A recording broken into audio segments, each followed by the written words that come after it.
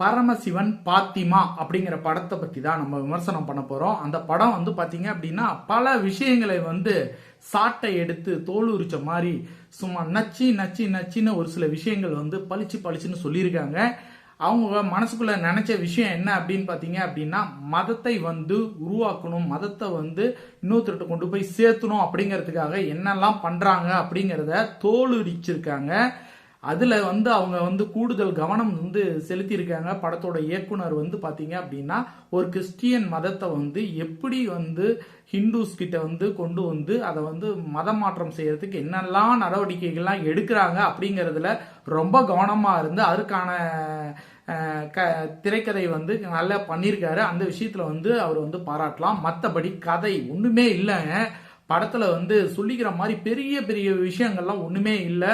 2 கிராமம், அந்த 2 கிராமத்துக்குள்ள கதை ஆரம்பிச்ச 10வது நிமிஷத்துல பாத்தீங்கன்னா ஒரு ஃபங்க்ஷன் நடக்குது. அந்த ஃபங்க்ஷன்ல மாப்பிள்ளைய வந்து ஒரு பொண்ணு வந்து அப்படியே கஞ்சாடை காட்டி கூட்டிட்டு போறாங்க. விமலும் அந்த ஹீரோவும் அந்த ஹீரோயினும் சேர்ந்து அந்த புது மாப்பிள்ளைய கொலை பண்றாங்க.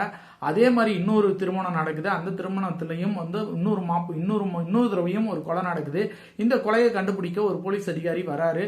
அந்த போலீஸ் அதிகாரி வந்து இந்த கொலையை கண்டுபிடிச்சாரா இல்லையா, இந்த கொலையை ஏன் பண்ணாங்க அப்படிங்கிறது இந்த படத்தோடைய மெயின் கரு.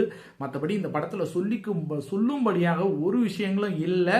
இந்த மதத்தை வந்து எப்படி வந்து கிறிஸ்டியன் மதத்தை வந்து இந்துக்கள் மீது எப்படி வந்து திணிக்கிறாங்க அப்படிங்கிறதுல ரொம்ப இம்பார்ட்டன்ட் கொடுத்துருக்காங்களோ இல்லைய.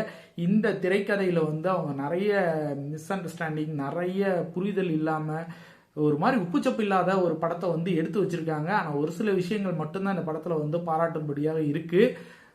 ஒரு தடவை பார்க்கலாம், ஓகேங்களா? அந்த ஒரு தடவை வந்து பார்க்கும்படியாக இருக்கு பரமசிவனும் பாத்திமாவும்.